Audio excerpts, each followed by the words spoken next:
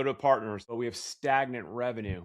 What would the first thing you would do to investigate that? You would double and triple your partner revenue, because we're measuring at the impact with the economic buyer. We're creating the engagement at the economic buyer level rather than focusing on turning up and measuring partners, that the message never gets deep enough or close enough to the customer to actually produce the value that we're looking for.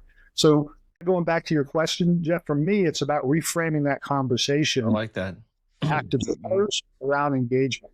That's what's going to really move the needle. So first, you got to go back and validate those partners. So typically I'm working on something called a partner impact score. I want to know how many of those partners are partner impact partners, how many of those are fulfillment partners. So I think you've got to reassess your partner. You might have 500 great partners, right? But you might only have 30 or 40, right? So the first thing I think you do is you assess those partners. And then the next assessment is really going deeper into those partners to figure out how many impact sellers do I have within those partners, and how many can I actually produce within those partners. If you get rid of all the dead wood in your partner community, that's fewer licenses, fewer resources that you need. Like, you're going to start to reduce the cost of your partner program.